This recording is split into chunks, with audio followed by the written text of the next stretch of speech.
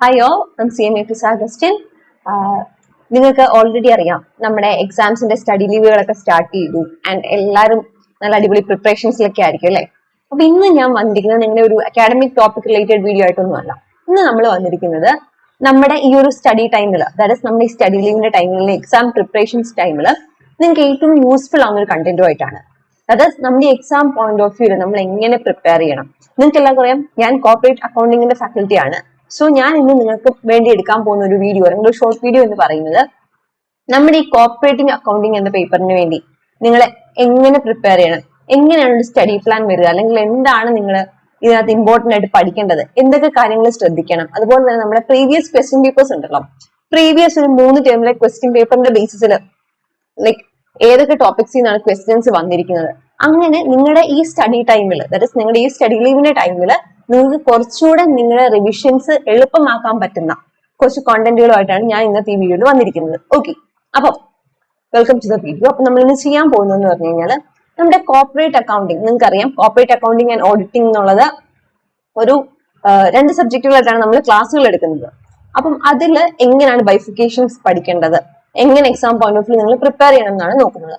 അതിലേക്ക് പോകുന്നതിന് മുന്നേ തന്നെ നമ്മുടെ എക്സാമിന്റെ മോഡലുകൾ എല്ലാവർക്കും അറിയാമല്ലോ, എങ്ങനെ ക്വസ്റ്റ്യൻ പേപ്പറിന്റെ മോഡൽ എന്നുള്ളത്. നമ്മുടെ ഇപ്പോഴത്തെ സിഎംഎയുടെ ക്വസ്റ്റ്യൻ പേപ്പർ മോഡലുകൾ എന്ന് പറയുന്നത് MCQ 30% അല്ലെങ്കിൽ 30 മാർക്സിന്റെ MCQ, അതുപോലെ തന്നെ 70 മാർക്സിന്റെ ലോങ് ആൻസർ ക്വസ്റ്റ്യൻസും ആണ് നമുക്ക് ചെയ്യാനുള്ളത്.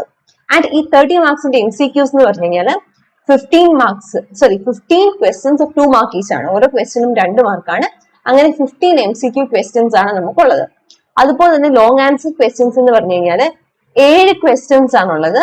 14 മാർക്സ് ഈച്ച് ആണ് ഓരോ ക്വസ്റ്റ്യനും. ആൻഡ് ഇതൊരു ഓപ്ഷണൽ ഏരിയ ആണ്. ദാറ്റ് ഇസ് 7 ക്വസ്റ്റ്യനിൽ 5 ക്വസ്റ്റ്യൻ നിങ്ങൾ അറ്റൻഡ് ചെയ്താൽ മതി. So 5 × 14 17 marks. അപ്പൊ നിങ്ങൾക്ക് ലോങ് ആൻസർ ക്വസ്റ്റ്യൻ നിങ്ങൾക്ക് ഓപ്ഷൻ ഉണ്ട്, പക്ഷെ MCQയിൽ മാൻഡേറ്ററി ആണ് 15 ക്വസ്റ്റ്യൻസ് നിങ്ങൾ അറ്റൻഡ് ചെയ്യണം. While coming to long answer questions നിങ്ങൾക്ക് 7 ക്വസ്റ്റ്യൻ ഉണ്ട്. അതിൽ നിങ്ങൾക്ക് ഏറ്റവും കോൺഫിഡന്റ് ആയിട്ട് അറ്റൻഡ് ചെയ്യാൻ പറ്റുന്ന 5 ക്വസ്റ്റ്യൻസ് നിങ്ങൾ ഓപ്റ്റ് ചെയ്യാം. ഓക്കെ, സോ ഇങ്ങനെയാണ് നമ്മുടെ ഒരു നോർമൽ CMA എക്സാമിന്റെ ക്വസ്റ്റ്യൻ പേപ്പറിന്റെ പാറ്റേൺ എന്ന് പറയുന്നത്. ഇനി നമുക്ക് സ്പെസിഫിക് ആയിട്ട് നമ്മുടെ കോർപ്പറേറ്റ് അക്കൗണ്ടിങ് ആൻഡ് ഓഡിറ്റിംഗ് എന്നുള്ള ആ ഒരു സബ്ജക്റ്റിന്റെ ക്വസ്റ്റ്യൻ പേപ്പർ എങ്ങനെയാണ്, കാര്യങ്ങൾ എങ്ങനെയാണെന്നുള്ളത് നോക്കാം. So corporate accounting and auditing നിങ്ങൾക്ക് അറിയാവുന്ന പോലെ തന്നെ 50% ആണ് വെയിറ്റേജ്. ദാറ്റ് ഈസ് കോർപ്പറേറ്റ് അക്കൗണ്ടിങ്ങിന് 50%, ഓഡിറ്റിംഗിന് 50%. ഇതാണ് നമ്മുടെ ഇൻസ്റ്റിറ്റ്യൂട്ട് പ്രിസ്ക്രൈബ് ചെയ്യുന്നത്. നിങ്ങൾ ടെക്സ്റ്റിൽ ആയാലും കൊടുത്തിട്ടുണ്ട്. ഇൻസ്റ്റിറ്റ്യൂട്ട് പ്രിസ്ക്രൈബ് ചെയ്യുന്ന ആ ഒരു വെയിറ്റേജ് എന്ന് പറയുന്നത് 50-50 ആണ്. സോ ഈക്വലി ഇമ്പോർട്ടന്റ് ആണ്. കോർപ്പറേറ്റ് അക്കൗണ്ടിങ്ങും അതുപോലെ തന്നെ ഓഡിറ്റിംഗും 2 പേപ്പറും ഈക്വലി ഇമ്പോർട്ടന്റ് ആണ്. അപ്പൊ ഇവിടെ കോർപ്പറേറ്റ് അക്കൗണ്ടിങ്ങിന്റെ സ്റ്റഡി പ്ലാൻ നിങ്ങൾക്ക് ഇവിടെ ഡീറ്റെയിൽ ആയിട്ട് ഞാൻ പറയാം. ആൻഡ് നിങ്ങൾക്ക് ഓഡിറ്റിംഗിന്റെ സ്റ്റഡി പ്ലാൻ വേണമെന്നുണ്ടെങ്കിൽ നമ്മുടെ യൂട്യൂബ് ചാനലിൽ ഓൾറെഡി അപ്ലോഡ് ചെയ്തിട്ടുണ്ട് faculty. So please do check it out. അപ്പൊ നമുക്ക് കോർപ്പറേറ്റ് അക്കൗണ്ടിങ്ങിലേക്ക് വരാം. 50% ആണ് നമ്മൾ പറഞ്ഞു. ഇനി നമുക്ക് എത്ര മോഡ്യൂൾ ഉണ്ട്? കോർപ്പറേറ്റ് അക്കൗണ്ടിങ്ങിൽ നമുക്ക് 5 മോഡ്യൂൾ ആണുള്ളത്. First module is related with shares and debentures. Second one നമ്മുടെ കമ്പനീസിലെ കോർപ്പറേറ്റിംഗിന്റെ P&L സ്റ്റേറ്റ്മെന്റും ബാലൻസ് ഷീറ്റും. Third one cash flow statement. Fourth one accounting of electricity, banking and insurance company. And last one is accounting standard. So നമ്മുടെ institute prescribe ചെയ്യുന്നത് എല്ലാ സബ്ജക്റ്റിനും എല്ലാ ചാപ്റ്ററിനും equal weightage, that is എല്ലാ ചാപ്റ്ററിനും 10%. മൊത്തം 50 മാർക്സിന്റെ question ആണല്ലേ നമ്മൾ പറഞ്ഞത്. അതിൽ 10% വെയിറ്റേജ് ആണ് ഓരോ ചാപ്റ്ററിനുമാണ് പറയുന്നത്. So as per the institute norms 5 ചാപ്റ്ററും ഈക്വലി ഇമ്പോർട്ടന്റ് ആണ്. ഒരു ചാപ്റ്ററും സ്കിപ്പ് ചെയ്യാൻ നമുക്ക് പറ്റില്ല. ബിക്കോസ് നിങ്ങൾ നിങ്ങളുടെ ക്വസ്റ്റ്യൻ പേപ്പർ എടുത്ത് നോക്കിക്കഴിഞ്ഞാൽ നിങ്ങൾക്ക് അറിയാം 5 ചാപ്റ്ററിൽ നിന്നും എല്ലാ ടേമിലും 5 ചാപ്റ്ററിൽ നിന്നും ക്വസ്റ്റ്യൻ ഉണ്ട്. ഒരു ചാപ്റ്ററിൽ നിന്ന് പോലും സ്കിപ്പ് ചെയ്യുന്നില്ല. ഓക്കെ, എല്ലാ ചാപ്റ്ററിൽ നിന്നും എന്തുണ്ട്? എല്ലാ അറ്റംപ്റ്റിലും 5 ചാപ്റ്ററിൽ നിന്നും ക്വസ്റ്റ്യൻസ് നിങ്ങൾക്ക് വരുന്നുണ്ട്. ഓക്കെ, ഇനി അത് നമ്മുടെ ഇൻസ്റ്റിറ്റ്യൂട്ട് പറഞ്ഞൊരു കൈൻഡ് ഓഫ് നോം ആണ് ഓരോ ചാപ്റ്ററിൽ നിന്നും എന്തൊക്കെയെന്നുള്ളത്. ഇനി MCQസിന്റെ കേസിലേക്ക് വന്നു കഴിഞ്ഞാൽ ഞാനിപ്പോ നിങ്ങൾക്കൊരു പ്രീവിയസ് 3 അറ്റംപ്റ്റിലെ കഴിഞ്ഞ, ദാറ്റ് ഇസ് നമ്മുടെ പുതിയ 2022 സിലബസ് വന്നു കഴിഞ്ഞിട്ടുള്ള കഴിഞ്ഞ 3 അറ്റംപ്റ്റിലെ, that is December 2024, June 2024 and December 2023, ഈ 3 അറ്റംപ്റ്റിന്റെ ക്വസ്റ്റ്യൻ പേപ്പറിനെ ബേസ് ചെയ്തിട്ടുള്ള ഒരു ഡേറ്റാ ബേസ് ചെയ്തിട്ടാണ് ഇപ്പൊ നിങ്ങൾക്ക് പറഞ്ഞു തരുന്നത്. ഓക്കെ, സോ ഈ ഡിസംബർ, ജൂൺ, പ്രീവിയസ് ഡിസംബർ, ഈ 3 കേസിലും MCQന്റെ കേസിൽ നമുക്ക് ഡിസംബർ 2024 5 MCQ ചോദിച്ചിട്ടുണ്ട്. ദാറ്റ് ഇസ് മൊത്തം 15 MCQ ആണ് നമുക്ക് ഉള്ളതെന്നാണ് നമ്മൾ ക്വസ്റ്റ്യൻ പേപ്പറിൽ പറഞ്ഞത്. അതിൽ 5 MCQ എവിടുന്നാണ് വന്നിരിക്കുന്നത്? കോർപ്പറേറ്റ് അക്കൗണ്ടിംഗ് എന്നാണ്. ബാക്കി 10 എണ്ണം അപ്പൊ എവിടുത്താ? ഓഡിറ്റിംഗ് എന്നാണ്. സോ 5 എണ്ണമാണ് ഡിസംബർ 24 കോർപ്പറേറ്റ് അക്കൗണ്ടിംഗ് വന്നത്. ആൻഡ് ജൂൺ 24 7 ക്വസ്റ്റ്യൻ ഉണ്ടായിരുന്നു. ആൻഡ് ഡിസംബർ 23 എത്ര ഉണ്ടായിരുന്നു? 5 ക്വസ്റ്റ്യൻസ് ഉണ്ടായിരുന്നു. അപ്പം നമുക്ക് ഒരു 5 to 7 ക്വസ്റ്റ്യൻസ് നമുക്ക് എന്ത് ചെയ്യാം? ഒരു MCQ ലെവലില് നമ്മൾ കോർപ്പറേറ്റ് അക്കൗണ്ടിംഗിന് എക്സ്പെക്ട് ചെയ്യാം. ആൻഡ് മോസ്റ്റ് പ്രോബബിൾ കേസിൽ ഓരോ ചാപ്റ്ററിന് ഓരോ ക്വസ്റ്റ്യൻ എന്നുള്ള രീതിയിലായിരിക്കും വരുന്നത്. ആൻഡ് നിങ്ങൾ MCQ ഒത്തിരി കഷ്ടപ്പെട്ട് ഓരോ വേർഡ് ബൈ വേർഡ് ഒന്നും പഠിക്കാൻ നിൽക്കേണ്ട. ബിക്കോസ് നിങ്ങൾ ഓൾറെഡി ഈ പ്രോബ്ലംസ് ചെയ്യുമല്ലോ. ഈ പ്രോബ്ലംസ് ചെയ്യുമ്പോൾ ആ പ്രോബ്ലംസിൽ നിങ്ങൾ ചെയ്യുന്ന കാര്യങ്ങളായിരിക്കും ചിലപ്പോൾ നിങ്ങൾക്ക് MCQ ആയിട്ട് വരുന്നത്. Which of the following is categorised as current liability, അല്ലെങ്കിൽ ഇതിലേതാണ് പ്രൊവിഷൻ. അങ്ങനെ നമ്മൾ ഓൾറെഡി കാര്യങ്ങൾ പഠിച്ചിട്ടുള്ള പ്രോബ്ലംസ് സോൾവ് ചെയ്യുമ്പോൾ നമ്മൾ already long answer point of view പെർസ്പെക്റ്റീവിൽ പഠിച്ച കാര്യങ്ങൾ തന്നെ ആയിരിക്കും ചിലപ്പോൾ നമുക്ക് എവിടെ വരുന്നത്? MCQസിൽ വരുന്നത്. ഈ MCQസിന് വേണ്ടി നിങ്ങൾ ചെയ്യേണ്ടതെന്ന് പറഞ്ഞാൽ നമ്മുടെ ഇൻസ്റ്റിറ്റ്യൂട്ട് മോക്ക് MCQസും കാര്യങ്ങളൊക്കെ തരാറുണ്ട്. അതൊക്കെ ജസ്റ്റ് ഒന്ന് എക്സാമിന് പോകുന്നതിന് മുന്നേ റഫായിട്ട് നിങ്ങൾ എന്ത് ചെയ്യുക? ഒന്ന് വർക്ക്ഔട്ട് ചെയ്തൊക്കെ നോക്കുക. ആൻഡ് പ്രത്യേകം ശ്രദ്ധിക്കുക, ഫൈനൽ ആൻസർ മാത്രം എഴുതിയാൽ പോരാ, അതിന്റെ വർക്ക്ഔട്ട് നോട്ടൂടെ നിങ്ങൾ ഒന്ന് കാണിക്കണം. ഓക്കെ, സോ ഇതാണ് നമ്മുടെ MCQ പെർസ്പെക്റ്റീവിൽ വരുന്ന കാര്യം. ഇനിയും വരുന്നത് നമ്മുടെ ലോങ് ആൻസർ പെർസ്പെക്റ്റീവിലാണ്. ലോങ് ആൻസർ പെർസ്പെക്റ്റീവില് നമ്മളിപ്പം പ്രീവിയസ് എക്സാംസിനെ ബേസ് ചെയ്തിട്ടാണ് ഞാൻ പറയുന്നത്. Okay, accounting for shares and debentures എന്നുള്ള ഫസ്റ്റ് ചാപ്റ്ററിൽ കഴിഞ്ഞ 3 അറ്റംപ്റ്റിൽ ചോദിച്ചിരിക്കുന്ന ടോപ്പിക്കുകൾ ഏതൊക്കെയാന്ന് നോക്കിയേ. Forfeiture and ratio of shares 2024 ചോദിച്ച forfeiture and ratio, redemption of debentures. ഈ ഒരു ഫസ്റ്റ് മോഡ്യൂളിൽ നിന്ന് എല്ലാ പ്രാവശ്യവും 14 മാർക്സിന്റെ ക്വസ്റ്റ്യൻ കാണും. എല്ലാ അറ്റംപ്റ്റിലും നമ്മുടെ ഫസ്റ്റ് മോഡ്യൂളിൽ നിന്ന് 14 മാർക്സിന്റെ സിംഗിൾ ക്വസ്റ്റ്യൻ. ദാറ്റ് ഇസ് ആ സിംഗിൾ ക്വസ്റ്റ്യൻ അത് ചിലപ്പോൾ 2 ക്വസ്റ്റ്യൻ ആയിട്ടായിരിക്കാം. മോസ്റ്റ് പ്രോബബിൾ കേസിൽ 2 ക്വസ്റ്റ്യൻ ആയിട്ടാണ് വരുന്നത്. 14 മാർക്സിന്റെ ക്വസ്റ്റ്യനിൽ A എന്ന് പറഞ്ഞൊരു ക്വസ്റ്റ്യനും B എന്ന് പറഞ്ഞൊരു ക്വസ്റ്റ്യനും 7 മാർക്സ് ഈച്ച് ഉള്ള ഒരു ക്വസ്റ്റ്യൻ ആയിട്ടാണ് വരുന്നത്. ഈ 2 ക്വസ്റ്റ്യനും ഫസ്റ്റ് മോഡ്യൂളിൽ തന്നെ ആയിരിക്കും. ഓക്കെ, അപ്പൊ നിങ്ങൾ ഫസ്റ്റ് മോഡ്യൂൾ പഠിച്ചാൽ, വൃത്തിക്ക് നിങ്ങൾ ഫസ്റ്റ് മോഡ്യൂൾ പഠിച്ചിട്ട് പോയാൽ നിങ്ങൾക്ക് എത്ര മാർക്ക് കിട്ടി? 14 മാർക്ക് കിട്ടി.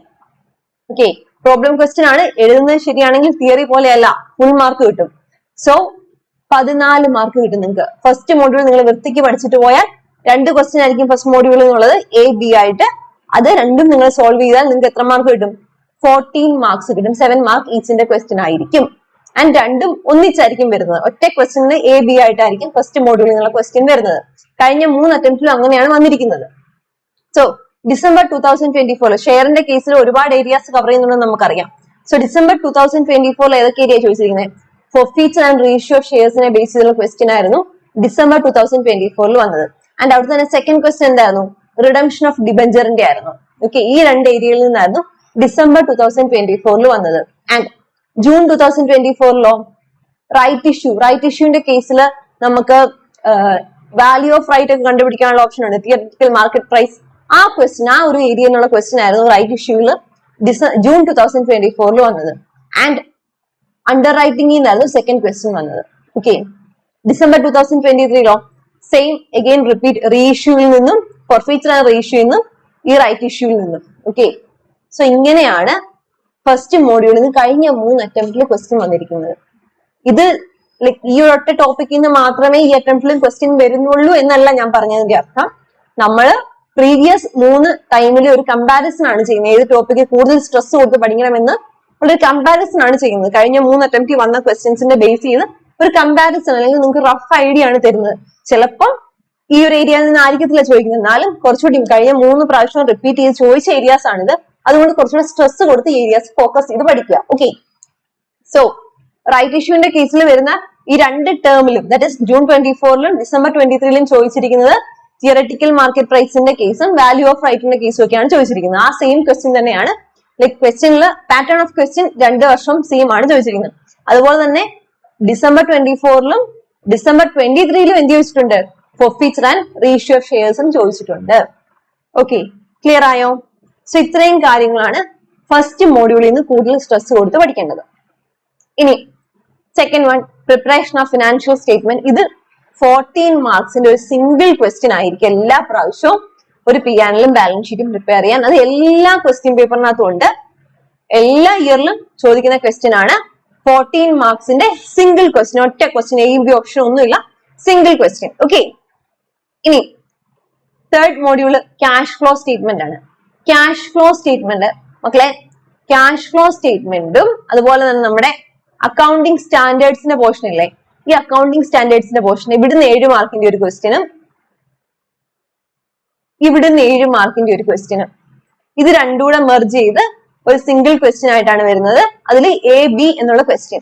സോ നമ്മുടെ ക്വസ്റ്റ്യനിലെ നോർമൽ രീതിയിൽ ഇതായിരിക്കും ലോങ് ആൻസറിലെ ഫസ്റ്റ് ക്വസ്റ്റ്യൻ, ഇത് ലോങ് ആൻസറിലെ സെക്കൻഡ് ക്വസ്റ്റ്യൻ, ഇത് ലോങ് ആൻസറിലെ ഫോർത്ത് ക്വസ്റ്റ്യൻ ആയിരിക്കും. തേർഡ് ക്വസ്റ്റ്യൻ വരുന്നത് ബാങ്കിങ് ആൻഡ് ഇലക്ട്രിസിറ്റിയിൽ നിന്നാണ്. ആൻഡ് ഫോർത്ത് ക്വസ്റ്റ്യൻ ആണ് ക്യാഷ് ഫ്ലോ സ്റ്റേറ്റ്മെന്റും അക്കൗണ്ടിങ് സ്റ്റാൻഡേർഡിലെ 7 മാർക്ക് വെച്ച് എയും ബിയും വന്ന് 2 ക്വസ്റ്റ്യൻ ആയിരിക്കും. അത് സിംഗിൾ ആയിട്ട് കമ്പൈൻ ചെയ്ത് 14 മാർക്സിന്റെ ക്വസ്റ്റ്യൻ. ഓക്കെ, അപ്പൊ ഈ 2 ചാപ്റ്ററും പഠിച്ചാലേ എന്ത് ചെയ്യാൻ പറ്റത്തുള്ളൂ, ആ ക്വസ്റ്റ്യൻ നിങ്ങൾക്ക് അറ്റൻഡ് ചെയ്യാൻ പറ്റത്തുള്ളൂ.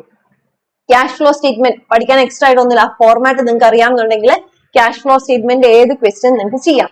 ആൻഡ് ക്യാഷ് ഫ്ലോ സ്റ്റേറ്റ്മെന്റിൽ ആ കൂടെ ശ്രദ്ധിക്കേണ്ട ഒരു എക്സ്ട്രാ പോർഷൻ എന്ന് പറയുന്നത് ഓപ്പറേറ്റിംഗ് ആക്ടിവിറ്റി ആണ്. ഓപ്പറേറ്റിംഗ് ആക്ടിവിറ്റി നമുക്ക് വൃത്തിക്ക് ചെയ്യാൻ അറിയാമെങ്കിൽ ഇൻവെസ്റ്റ്മെന്റും ഫിനാൻസിങ് ഒരു പ്രോബ്ലമേ അല്ല. ഓക്കെ, ഇച്ചിരിയെങ്കിലും കോംപ്ലിക്കേഷൻ, ക്യാഷ് ഫ്ലോ സ്റ്റേറ്റ്മെന്റിൽ കുറച്ചെങ്കിലും കോംപ്ലിക്കേഷൻ ഉള്ള ഒരു ഏരിയ എന്ന് പറയുന്നത് നമ്മുടെ ഓപ്പറേറ്റിംഗ് ആക്ടിവിറ്റി മാത്രമാണ്. ആൻഡ് അതുപോലെ തന്നെ നിങ്ങൾ ചെയ്ത ആൻസർ ശരിയാണോ തെറ്റാണോ എന്നുള്ളത് നമുക്ക് exam point of view exam ഹോളിൽ നിന്ന് ഇറങ്ങുന്നതിന് മുന്നേ തന്നെ കൺഫേം ചെയ്യാൻ പറ്റുന്ന ഒരു ഏരിയയും കൂടിയാണ് cash flow statement. Okay, so cash flow സ്റ്റേറ്റ്മെന്റിലും കഴിഞ്ഞ പ്രീവിയസ് ടേമുകളിൽ preparation of cash flow statement എന്ന് പറഞ്ഞാൽ full, that is operating, financing, investing മൂന്നുള്ള ക്വസ്റ്റ്യനും ചോദിച്ചിട്ടുണ്ട്. അതുപോലെ തന്നെ ജൂൺ 24ലും ഡിസംബർ 23ലും ചോദിച്ചിരിക്കുന്നത് operating activity, cash flow and operating activity മാത്രം കണ്ടുപിടിക്കാനുള്ള ക്വസ്റ്റ്യൻ ആണ് ചോദിച്ചിരിക്കുന്നത്. ഒരു വർഷം മാത്രം 3 ഹെഡിന് ചോദിച്ചിട്ടുണ്ട്, ബാക്കി 2 വർഷവും എന്താ ചോദിച്ചത്, 2 ടേമിലും എന്താ ചോദിച്ചിരിക്കുന്നത്, ഓപ്പറേറ്റിംഗ് ആക്ടിവിറ്റി മാത്രം കണ്ടുപിടിക്കാനാണ് ചോദിച്ചിരിക്കുന്നത്. ക്ലിയർ ആയോ? സോ ഓപ്പറേറ്റിംഗ് ആക്ടിവിറ്റി നിങ്ങൾ കുറച്ച് സ്ട്രെസ് കൊടുത്ത് പഠിക്കുക. ഓപ്പറേറ്റിംഗ് നിങ്ങൾക്ക് ചെയ്യാൻ അറിയാമെന്നുണ്ടെങ്കിൽ ഇൻവെസ്റ്റിംഗും ഫിനാൻസിംഗും ഈസിയാണ് പഠിക്കാൻ. ഓക്കെ, സോ ഇതാണ് ക്യാഷ് ഫ്ലോ സ്റ്റേറ്റ്മെന്റിന്റെ പെർസ്പെക്ടീവിൽ വരുന്നത്. And accounting standard fourth module ഞാൻ പറയാം. അതിന് fifth module accounting standard.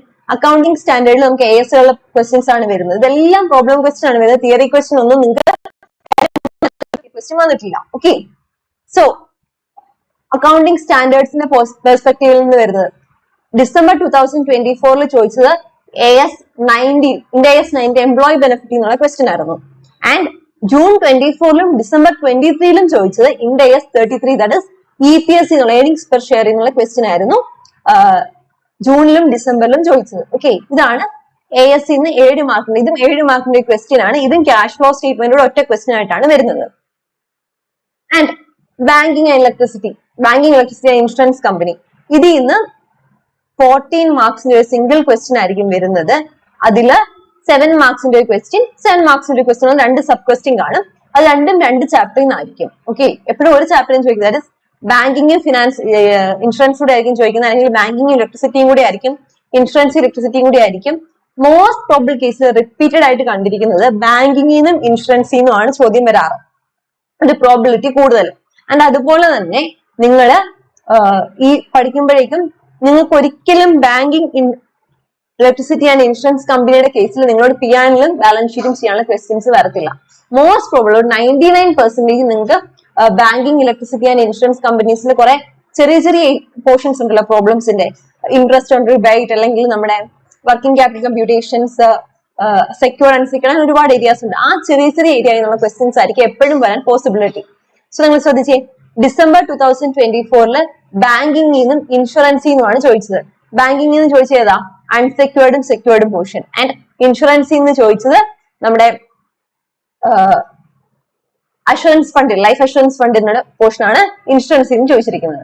And June 2024 ബാങ്കിങ്ങിൽ നിന്നും ഇൻഷുറൻസിൽ നിന്നും സെയിം, ബാങ്കിങ് ഇൻഷുറൻസിൽ നിന്നാണ് ചോദിച്ചിരിക്കുന്നത്.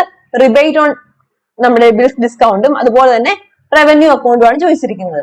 ആൻഡ് ഡിസംബർ 2023 മാത്രം ബാങ്കിങ്ങിന് വരെ എവിടെ ചോദിച്ചിട്ടുണ്ട്, ഇലക്ട്രിസിറ്റി ചോദിച്ചിട്ടുണ്ട്, പിന്നെ ഇൻഷുറൻസിൽ നിന്നുമാണ് ചോദിച്ചിരിക്കുന്നത്. സോ 7 മാർക്സ് വെച്ചുള്ള 2 ക്വസ്റ്റ്യൻ ആയിരിക്കും വരുന്നത്. ക്ലിയർ ആയോ? സോ മക്കളെ, ഇതാണ് ബേസിക്കലി പറഞ്ഞു കഴിഞ്ഞാൽ നമ്മുടെ ചാപ്റ്റർ വൈസ് നോക്കുമ്പോൾ, ഓക്കെ, ഓരോ ചാപ്റ്റർ വൈസ് നോക്കുമ്പോൾ നിങ്ങൾക്ക് പ്രീവിയസ് ടേമിൽ വന്നിരിക്കുന്ന ക്വസ്റ്റ്യൻസിന്റെ പാറ്റേൺ എന്ന് പറയുന്നത്. അപ്പം നിങ്ങൾക്ക് ഈ ഒരു ഇമ്പോർട്ടന്റ് ടോപ്പിക്സ് അല്ലെങ്കിൽ പ്രീവിയസ് ഇയർ ക്വസ്റ്റ്യൻ പേപ്പേഴ്സിന്റെ ഒരു സ്റ്റൈൽ ഓഫ് ക്വസ്റ്റ്യൻസ് മനസ്സിലായില്ലേ? സോ ഫസ്റ്റ് ചാപ്റ്ററിൽ നിന്ന് നിങ്ങൾ മോഡ്യൂൾ 1ൽ നിന്ന് നിങ്ങൾ ഒരു കാരണവശാലും നമ്മൾ എന്ത് ചെയ്യരുത്, സ്കിപ്പ് ചെയ്യേണ്ടാത്ത പോർഷൻസ് എന്ന് പറഞ്ഞു കഴിഞ്ഞാല് ഷെയർസിന്റെ ഇഷ്യൂ, റിഡംഷൻ കാര്യങ്ങള്, ഡിബഞ്ചറിന്റെ redemption and underwriting. Okay, next preparation of financial statement, that is നമ്മുടെ statement of profit and loss and balance sheet. അത് നിങ്ങൾക്ക് ഫോർമാറ്റ് അറിയാമെന്നുണ്ടെങ്കിൽ ബാക്കി കാര്യങ്ങൾ മനസ്സിലാക്കി പഠിച്ചാൽ ചെയ്യാൻ ഭയങ്കര എളുപ്പമാണ്. ക്യാഷ് ഫ്ലോ സ്റ്റേറ്റ്മെന്റ് എപ്പോഴും ശ്രദ്ധിക്കുക. ഓപ്പറേറ്റിംഗ് ആക്ടിവിറ്റി കൂടുതൽ ഇന്റൻസിറ്റി കൊടുത്ത് പഠിക്കുക. ആൻഡ് കമ്മിങ് ടു നമ്മുടെ ബാങ്കിങ്, ഇലക്ട്രിസിറ്റി ആൻഡ് ഇൻഷുറൻസ് കമ്പനിയുടെ കേസിൽ വരുമ്പോഴേക്കും നമുക്കളെ അവിടെ മോസ്റ്റ് പ്രോബിൾ കേസിൽ നിങ്ങൾക്ക് ചോദിക്കാൻ ചാൻസ് ബാങ്കിങ് ആൻഡ് ഇൻഷുറൻസിനായിരിക്കും ക്വസ്റ്റ്യൻ വരാൻ ചാൻസ്. ഏത് എസ് വേണേ ചോദിക്കാം. കഴിഞ്ഞ 2 വർഷത്തെ ഒരു ട്രെൻഡ് മാത്രമാണ് നമ്മളിവിടെ പറഞ്ഞിരിക്കുന്നത്. സോ ഇതിൽ നിന്ന് നിങ്ങൾക്ക് പ്രീവിയസ് ടേംസിന്റെ ഒരു ഐഡിയ കിട്ടിയില്ലേ? ഈ ഒരു ഒറ്റ വീഡിയോ കണ്ടു കഴിഞ്ഞാൽ പ്രീവിയസ് 3 അറ്റംപ്റ്റിന്റെ ക്വസ്റ്റ്യൻ പേപ്പർ ഒന്ന് റഫായിട്ട് പോയതിന്റെ ഒരു ഏരിയ, നിങ്ങൾക്ക് ഏതൊക്കെ ഏരിയകളിലാണ് ക്വസ്റ്റ്യൻസ് എന്നുള്ള ഐഡിയ നിങ്ങൾക്ക് ഈ ഒരു ഒറ്റ വീഡിയോ കണ്ടു കഴിഞ്ഞാൽ മനസ്സിലാവും.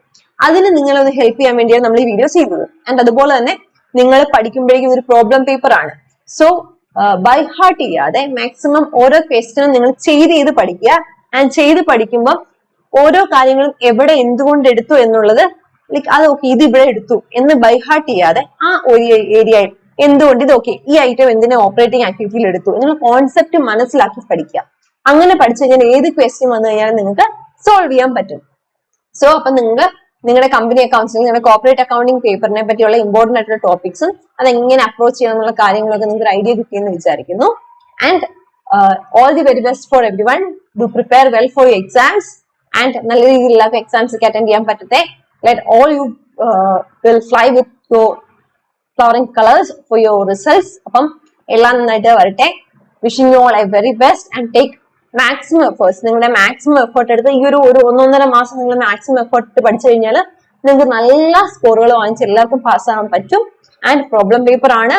നിങ്ങൾ ആ പേപ്പറിൽ എഴുതി വെച്ചാൽ 100% നിങ്ങൾക്ക് മാർക്ക് വീഴുമെന്നുള്ള കാര്യം ഉറപ്പാണ്. ഓക്കെ, അപ്പം all the very best and practice maximum questions ഉള്ള ടൈമിൽ മാക്സിമം ക്വസ്റ്റ്യനുകൾ പ്രാക്ടീസ് ചെയ്ത് നന്നായിട്ട് എല്ലാവരും പ്രിപ്പയർ ചെയ്യാം. Okay, thank you.